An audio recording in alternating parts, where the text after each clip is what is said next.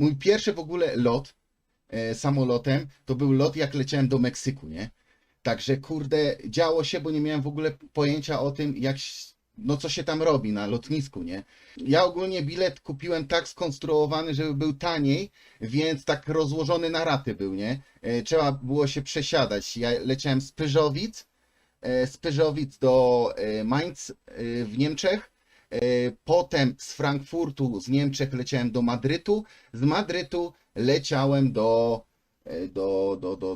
Mexico City, a z Mexico City leciałem do Querétaro, nie? Czy tutaj, gdzie teraz mieszkam.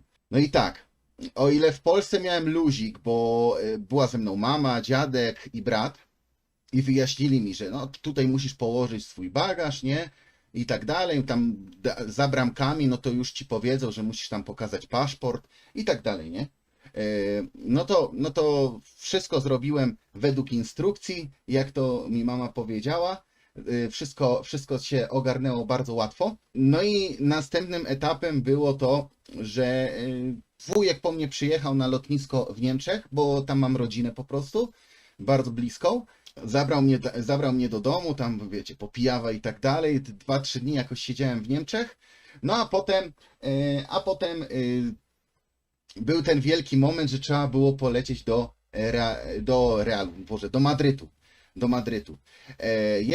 Leciałem z Frankfurtu, także tam już, nie wiem czy byliście w Frankfurcie, ale to jest takie pierdolne lotnisko, że z terminala do drugiego czasami trzeba pociągiem jeździć, nie?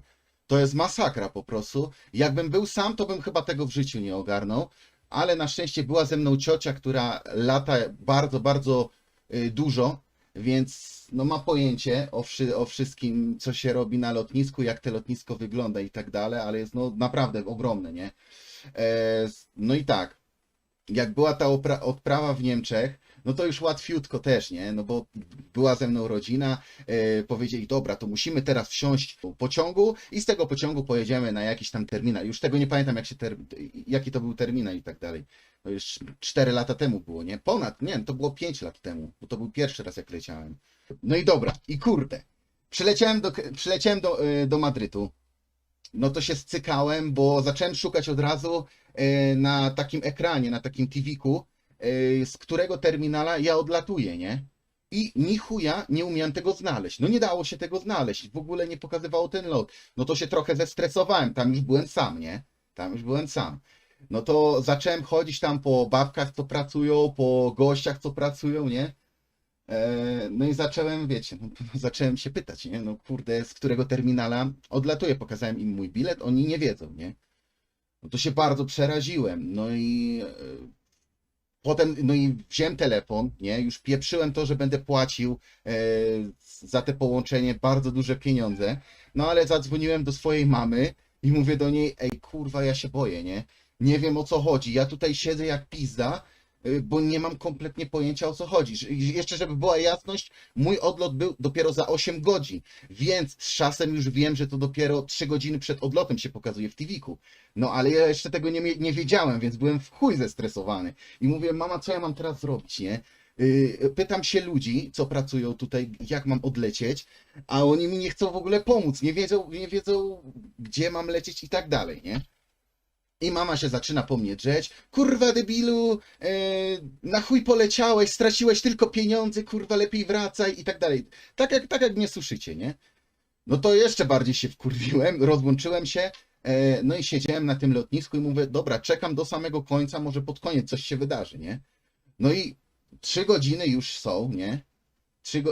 3 godziny przed tym moim odlotem. Patrzę na TV-ku, z jakiego terminala to odlatuje. No to poszedłem pod ten terminal, nie? I patrzę, a tam cały czas 0 osób jest.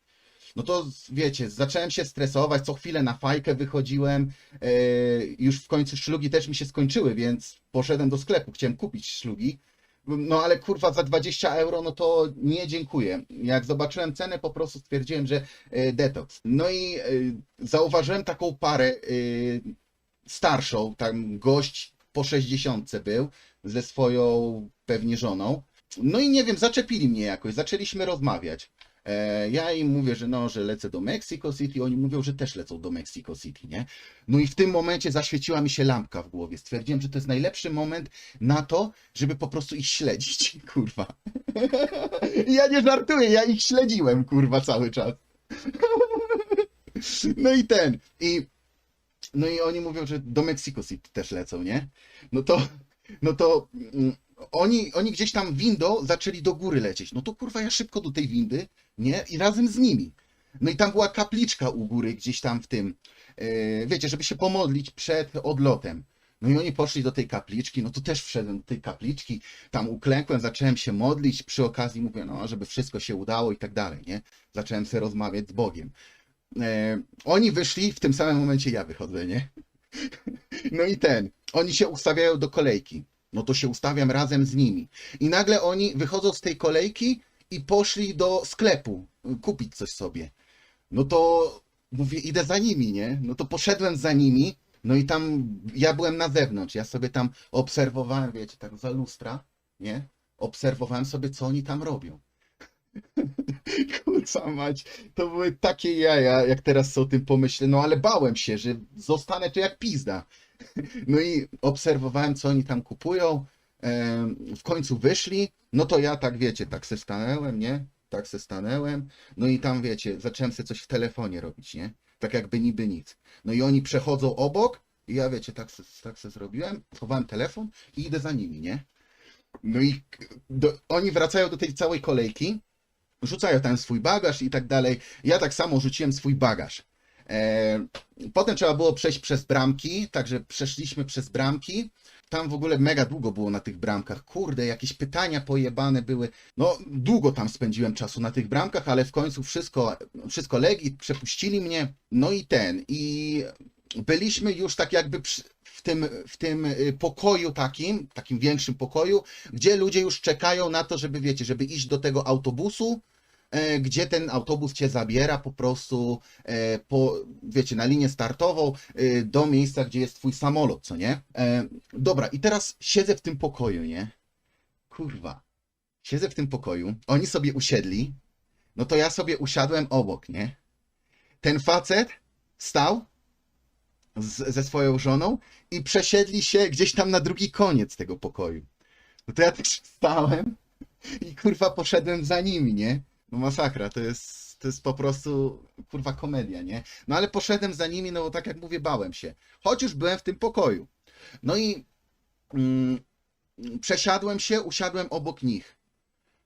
Nagle ten gość wstaje, podchodzi do mnie i mówi, nie śledź mnie, czemu za mną chodzisz? Zaraz pójdę po ochronę, wezwę ją. I tak zaczął do mnie gadać, nie? No to ja mówię, dobra, wyluzuj. No i on poszedł sobie, ja poszedłem, już usiadłem, wiecie, na drugim końcu pokoju, no bo już trochę się zestresowałem, nie? Wiecie jak jest. No to był taki pierwszy raz, jak leciałem samolotem i serio, kurde, bałem się.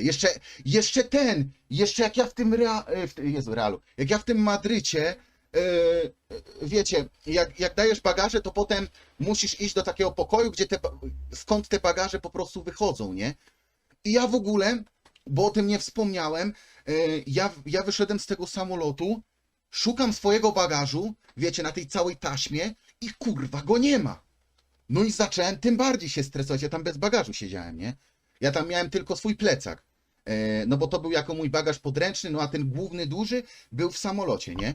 No i czekam i nie wiem kurwa co się dzieje i zaczynam się pytać ludzi, co ja mam teraz zrobić, nie? Co mam teraz zrobić? A oni mówią, że nie wiedzą. I ja mówię, no dobra, mam bilet tutaj, pierdolić ten bagaż, idę. Normalnie olałem ten bagaż, poszedłem se w chuj, nie? Bo już po prostu za bardzo się zestresowałem. Co mądre nie było ani trochę, nie? Chuj tam z ciuchami, kupię se nowe. Ja miałem dużo pieniędzy przyszykowane ze sobą, więc to w sumie tak wiecie, olałem, nie? No już po prostu za bardzo się zestresowałem. Okazało się, że ten bilet, który kupiłem, on był tak skonstruowany, że że ten bagaż z samolotu, on automatycznie, ludzie go zabrali do samolotu, z którego będę leciał. Więc dlatego go nie było na taśmie. Dobra, i teraz tak. Lecimy tym samolotem. wszystko w porządku, tam 11 godzin, 11 godzin i 30 minut jakoś leciałem. Miałem lecieć 11 godzin, także no było opóźnienie, a ten kolejny bilet, czyli z Mexico City, gdzie miałem wylądować, do Querétaro, no to nie było tak, że będę czekał tak jak w Madrycie 8 godzin, tylko ja za 2 godziny miałem po prostu odlot, nie? Za 2 godziny. I ten samolot się kurwa spóźnił, więc za 1,5 godziny już miałem odlot. A wiecie jak jest, że zawsze w samolocie te pół godziny przed trzeba czekać, a już na bramkach wypadałoby być te 2 godziny przed, nie? Tak jest ogólnie jak się lata samolotem. No ale kurde, powiem tak, kupiłem prezent dla mojego teścia, wódkę polską. Kurde, co to był? Chyba Absolvent to był, z tego co pamiętam. Chyba Absolventa mu kupiłem litrowego. Jakoś tak, nie? No i no dla każdego miałem jakieś prezenty, dla niego miałem wódę. Wysiadłem na tym Mexico City. Mówię, idę se szybko zajarać, no bo tyle godzin już bez fai jestem, idę szybko na faję. No i wyszedłem na faję, tam ludzie, wiecie, z tych taksówek, dawaj do tego, dawaj, zabiorę cię gdzieś, dawaj, zabiorę cię gdzieś. A ja mówię, nie rozumiem, nie?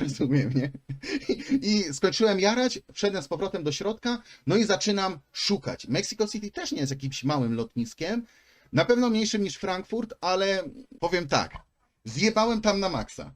Zacząłem szukać, skąd są te wyloty. No i udało mi się znaleźć. Udało mi się znaleźć bramkę, z której mam lecieć. Na tej bramce nie było czegoś takiego, że zostawiasz swój bagaż, ten duży bagaż, tylko podręczne. Ale ja o tym nie miałem pojęcia. Ja ich nie rozumiałem, bo oni nawet po angielsku nie umieli rozmawiać. Tylko po hiszpańsku. Rozumiecie?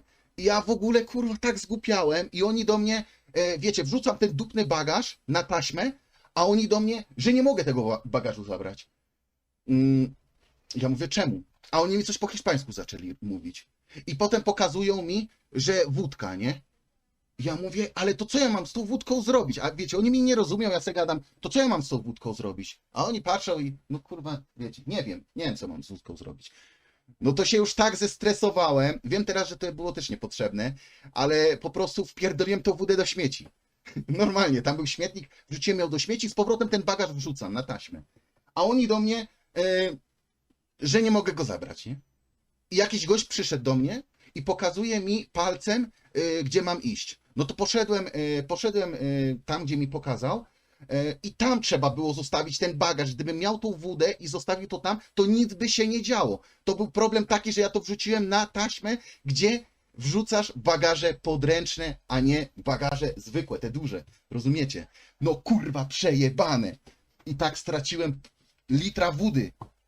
Normalnie mnie w chuja zrobili.